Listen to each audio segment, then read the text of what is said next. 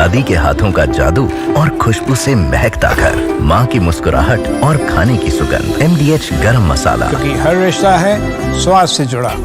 दादी के कॉन्फ्रेंस जिसमें विदेश सचिव कह रहे हैं कि भारत का पलटवार है, भारत एस्केलेशन नहीं चाहता है, लेकिन हमारे बड़े शहरों को, हमारे मिलिट्री इंस्टॉलेशंस को टारगेट किया गया, हमने उसका जवाब दिया है। वो सीधे कह रहे हैं कि भारत के पलटवार को सही ठहरा रहे हैं सारे देश। वो ये कह रहे हैं डिप्लोमेटिक चैनल्स हमारे सभी देशों से खुले हुए हैं, सब देश ये मानते हैं कि भारत का जवाब सही है, भारत का पलटवार है। और जो पहलगाम में हुआ उसका तो जवाब हमने आतंकी इंस्टॉलेशंस पर हमला करके दिया, लेकिन अब जो कार्रवाई की गई है वो इसलिए की गई है क्योंकि भारत के कई शहरों को निशाना बनाया गया है। वो सीधे सीधे कह रहे हैं कि पाकिस्तान ने जिस तरह हमारे शहरों को निशाना बनाया, हमने उनके एयर डिफेंस सिस्टम को ध्वस्त कर दिया है। यह बहुत बड़ी खबर है जो कि विदेश मंत्रालय ने कही है। उन्होंने कहा हमने उनके एयर डिफेंस सिस्टम को ध्वस्त कर दिया है। पहले हमले में तो सिर्फ आतंकी मारे गए थे, लेकिन अब ये जो पलटवार हुआ है इसका सीधा मतलब है operation Sindoor is on, operation Sindoor जारी है। तो ये इस वक्त की सबसे बड़ी खबर है।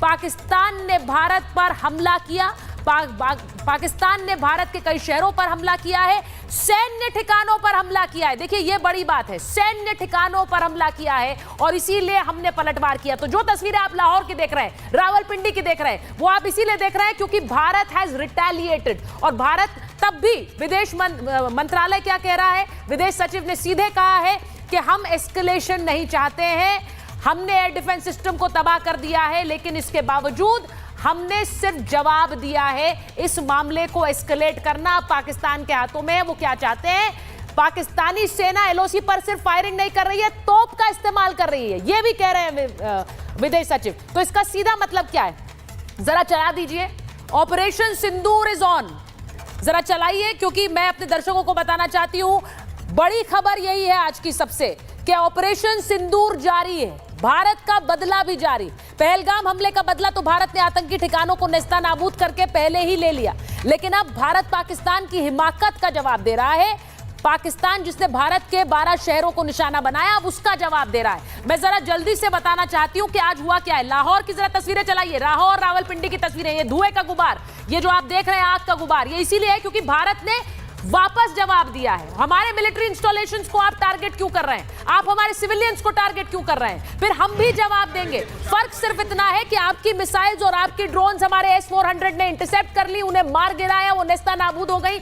हमारा जो जवाबी हमला था वो सफल हुआ है, इसीलिए आपके शहरों में धुएं के गुबार हैं।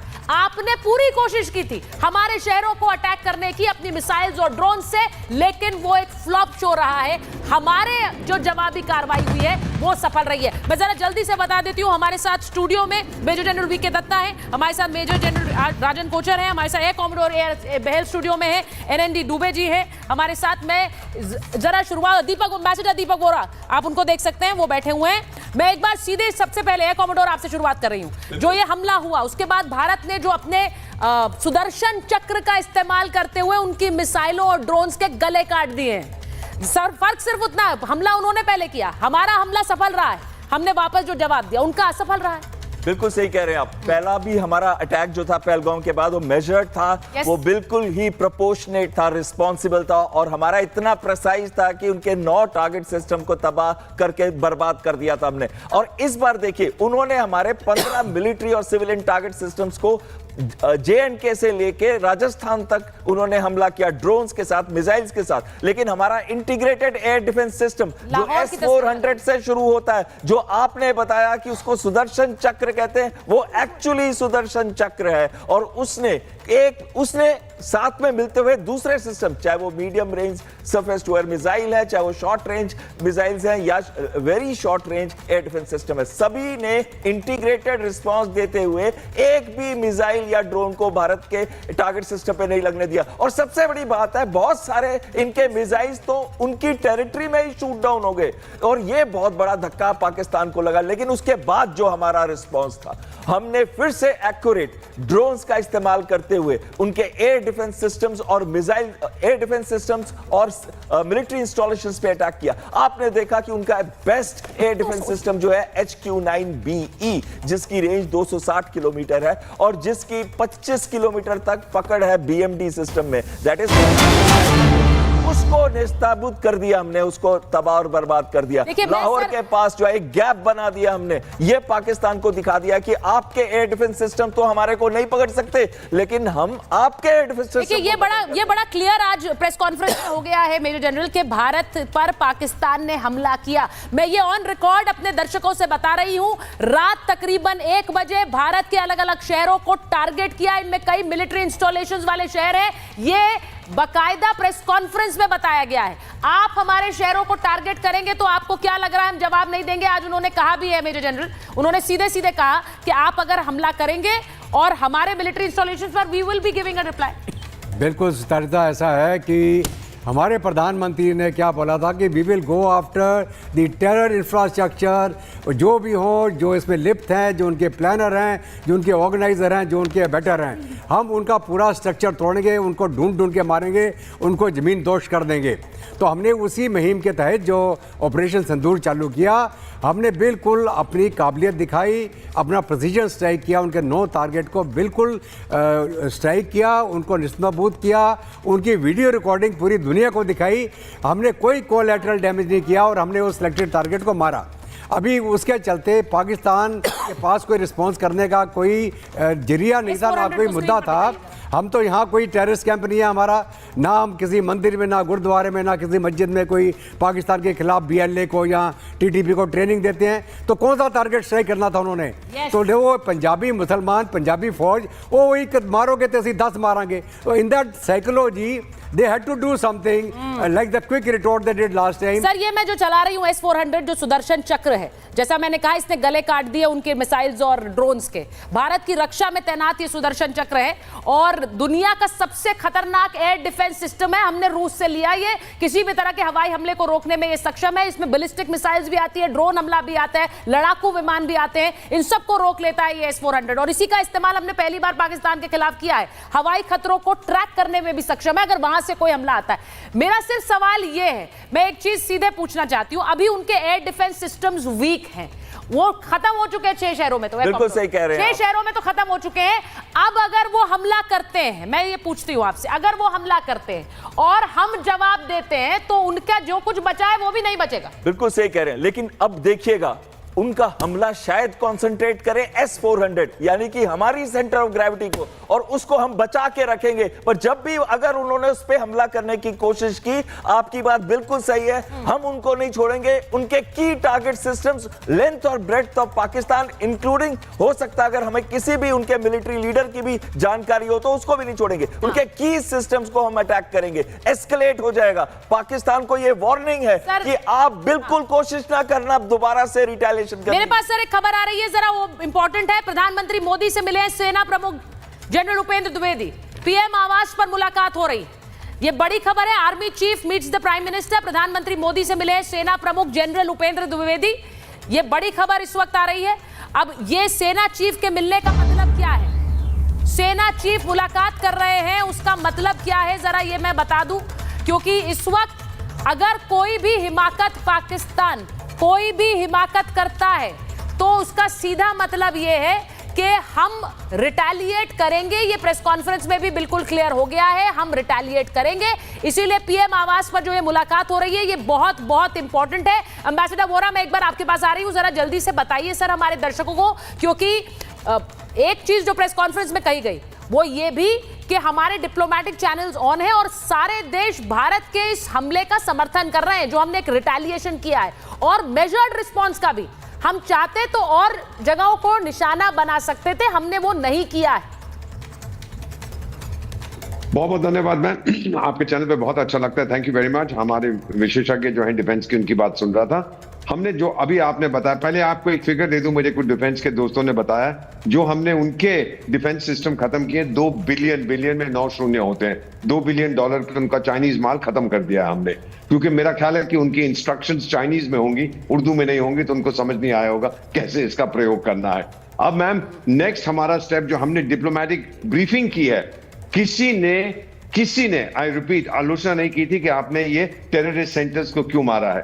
किसी ने अभी कोई ये आलोचना नहीं करेगा। उन्होंने हमारे मिलिट्री सेंटर्स, मिलिट्री इंस्टॉलेशन को टारगेट किया है।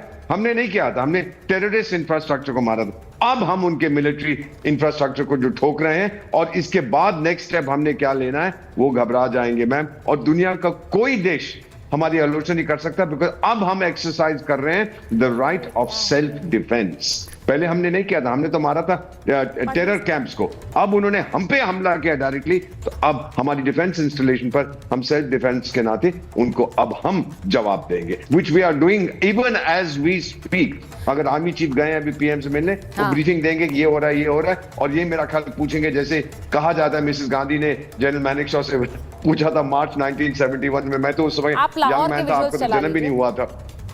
सॉरी, हाँ नहीं आप बोलिए एम्बेसडर वोरा प्लीज। तो मैं कह रहा हूं कि जो मिसेस गांधी ने कहा जाता है जनरल मैनेक्शॉ से कहता आर यू रेडी, तो उन्होंने कहा भी मेरे को थोड़ा सा और समय चाहिए बिफोर गोइंग इन। मेरा ख्याल right now we are completely ready. और एक फाइनल चीज, जिन एयरफील्ड्स पे उन्होंने हमला किया 71 की कॉपी बुक, मैं आगरा में था, वहीं किया, उधर किया, लाहौर में किया, जम्मू, सब वही चीज कर रहे हैं। इन गधों को नया सोचना नहीं आता मैम। अब ये बुरी तरह से फंस गए, पता नहीं वो मैड मुल्ला इन्होंने सोचा हमारी मिलिट्री इंस्टॉलेशंस को टारगेट करेंगे। जिन 15 शहरों को इन्होंने टारगेट करने की कोशिश की, इन्हें नहीं पता था कि हमारा S-400 उन्हें इंटरसेप्ट कर लेगा, उन्हें ध्वस्त कर लेगा, जो कि उसने किया है। और उसके बाद अब अगर रिटेलिएशन होगा तो व्हाट वर दे एक्सपेक्टिंग? ये क्या एक्सपेक्ट कर रहे थे? दुबे जी, मैं आपसे पूछ रही हूं, आज की जो बड़ी खबर थी वो ये भी कि कैसे अब्दुल रऊफ असगर इस हमले में मारा गया जो हमने टारगेट करके किया। इसका सीधा मतलब ये है हमने आतंकियों को टारगेट किया, हम उसमें सफल रहे हैं। अब ये जो बार बार हमारे सिविलियंस को टारगेट कर रहे हैं, इनके पास कोई और हथियार नहीं है, ये LOC पर भी तोप दाग रहे हैं। ये हो रहा है इस वक्त। देखिए, LOC पर जो इन्होंने जो आर्टिलरी गन की फायरिंग कर रहे हैं, ये तो इसमें एक्सपेक्टेड था इस समय कि ये करेंगे, क्योंकि क्रॉस बॉर्डर फायरिंग काफ़ी पहले से शुरू हो चुकी है और वो क्रॉस बॉर्डर फायरिंग का वायलेशन है बहुत पहले से करते हुए आ रहे हैं। दूसरी बात, जैसा कि बताया हमारे दूसरे ऑफिसर ने, हमारे यहाँ कोई टेरर कैंप तो चल नहीं रहा है, ये किसको टारगेट करेंगे? हम तो बड़ा क्लियर हैं अपने कन्विक्शन में कि हमने टेरर कैंप्स, टेरर एसेट्स को जो इनके साइट्स हैं उसको ध्वस्त किया। अब इनके पास मुंह छुपाने की कोई जगह नहीं है। रऊफ असगर की जो खबर आ रही है बहुत ही इंकरेजिंग खबर है। जैश ए मोहम्मद की जो कैपिटल है बहावलपुर, वहां से पिछले 25 साल में भारतीय धरती पर जो बेगुनाहों का खून बहा है, उसमें रऊफ असगर एक बहुत ही प्रोमिनेंट पिलर रहा है। चाहे वो IC-814 हाईजैकिंग की प्लानिंग रही हो, 2000 में जैश ए मोहम्मद की स्थापना की बात रही हो, उसके बाद का जो टेरर अगला जो सबसे प्रोमिनेंट अटैक था भारतीय संसद पर पार्लियामेंट अटैक पे हमला रहा हो, JNK असेंबली पे हमला रहा हो, फरवरी 2019 का CRPF ट्रूपर पे हमला रहा हो, और 2 जनवरी 2016 को पठानकोट एयरबेस पे हमला रहा हो। ये सारे मर्डर जैश ए मोहम्मद के नाम हैं।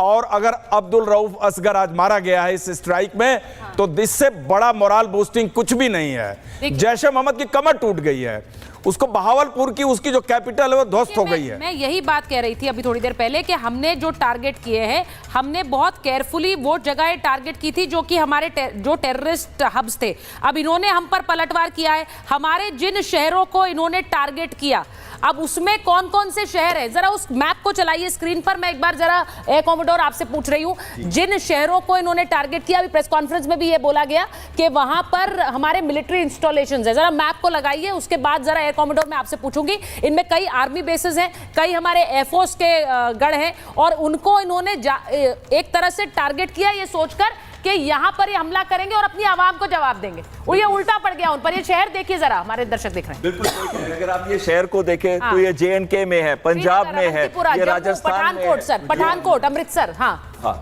नहीं, मैं आपको पूरे बेसिस की एक ही बारी में बात कर रहा था। एक बेस करने का तो टाइम नहीं रहेगा, लेकिन जो ये बेसिस को देखें तो ये JNK, पंजाब, राजस्थान, गुजरात पूरा का पूरा ये लाइनअप जो है इनका है। इसके अंदर क्या है हमारे पास? इसके अंदर हमारे मिलिट्री इंस्टॉलेशंस हैं, कैंटोनमेंट्स हैं, हमारे वेपन सिस्टम डिपोज हैं, और साथ साथ में है हमारे एयरफील्ड्स और एयर डिफेंस सिस्टम्स। तो कहीं ना कहीं वो पूरी कोशिश कर रहे थे कि अनमैन्ड एरियल व्हीकल्स उनका इस्तेमाल करते हुए, मिसाइल्स का इस्तेमाल करते हुए वो इनको और 40 भी है। इसका मतलब टियर डिफेंस है, वो एक एक करके 130 भी है और 40 भी है। इसका मतलब टियर डिफेंस है, वो एक एक करके हर टियर के अंदर उनको लेने की कोशिश कर सकता है। साथ साथ में इंटीग्रेटेड हमारे बहुत सारे और मेरा एक सवाल है, बहुत मैं बार बार वो पूछ रही हूं, क्योंकि आज जो भारत में लोग देख रहे हैं वो देख रहे हैं रावलपिंडी में धुआं उठ रहा है। जरा रावलपिंडी में जो धुएं का गुबार था, आग का, वो विजुअल चलाइए जरा।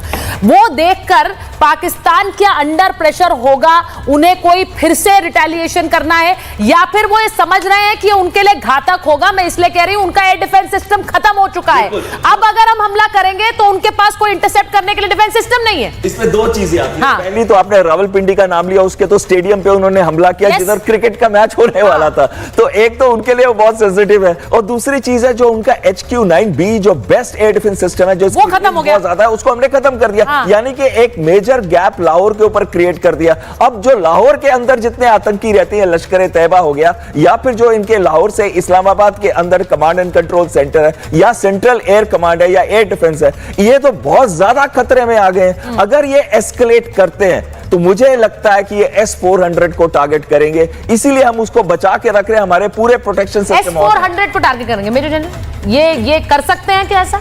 बिल्कुल, देखिए ऐसा है कि वो क्या टारगेट करेंगे, उनकी काबिलियत नहीं है। S-400 उनको टेक ऑफ एंगेज कर देगा। मैं आपको ये बताना चाहता हूँ कि S-400 ही नहीं है हमारे पास बहुत सारे सिस्टम है। हमारा एक आयरन डोम कंसेप्ट है भारत का, जैसा इजराइल का है, जिसको बोलते हैं लेयर्ड एयर डिफेंस सिस्टम, जो आपका लॉन्ग रेंज हो गया, उसके बाद मीडियम में हो गया, शॉर्ट में हो गया, और बिल्कुल इमीडिएट जो क्लोज रेंज टारगेट्स होते हैं, वो पूरा सिस्टम है। अगर मैं आपको मोटे तौर पे बढ़ाऊं, हमारी बराक मिसाइल, मिसाइल्स, आकाश फाइटर और जो शोल्डर फाइट मिसाइल्स हैं, और ये सारा सिस्टम इंटीग्रेट होता है, कमांड कंट्रोल सेंट्रल होता है। अगर कोई अर्ली वार्निंग आती है तो तुरंत सारा सिस्टम एक्टिवेट हो जाता है, और कोई मिसाइल हो, ड्रोन हो, हवाई जहाज हो, उसको मार के। देखिए ये बड़ा क्लियर है इस वक्त कि वहां पर खलबली मची है। हम फिर से कह रहे हैं और प्रेस कॉन्फ्रेंस करके कह रहे हैं कि हमने जवाब दिया, इट वाज रिटेलिएशन। हम नहीं चाहते हैं मामला एस्केलेट हो। हम बार बार प्रेस कॉन्फ्रेंसेस करते हैं, प्रेस रिलीजेस कर रहे हैं, वो कुछ नहीं कर रहे हैं। वो सिर्फ अपनी आवाम को सोशल मीडिया के जरिए, जैसे उनके मंत्री कहते हैं कि कहां सबूत है, सोशल मीडिया पर है, तो ये वो कर रहे हैं। अब सीधी बात ये है कि अगर वो एस्केलेट करेंगे, वो जानते हैं इस वक्त वो बहुत वल्नरेबल हैं, उनके डिफेंस सिस्टम्स खत्म हो चुके हैं। अगर हमारे यहां से हमला हुआ तो उनके मिलिट्री इंस्टॉलेशंस वो झेल नहीं पाएंगे। तो ये भारत की तरफ से संदेश, जब ये प्रेस कॉन्फ्रेंस होती है तो एक स्पष्ट संदेश पाकिस्तान को है। अब उसमें से क्या लेंगे, क्या समझेंगे, मुझे नहीं पता। एक नासमझ मुल्क है ये, हम जानते हैं, लेकिन एक शातिर मुल्क भी है जो सोच रहा था हमला करेगा। ये पाकिस्तान को तय करना है। हम एस्केलेशन नहीं चाहते हैं, हमने जो अपना काम था वो कर दिया है, लेकिन रावलपिंडी, लाहौर में जो धुआं उठ रहा है, जो आग का गुबार है, उससे सीख लें तो बेहतर होगा। मेरे पास समय इतना ही था महाभारत। धन्यवाद।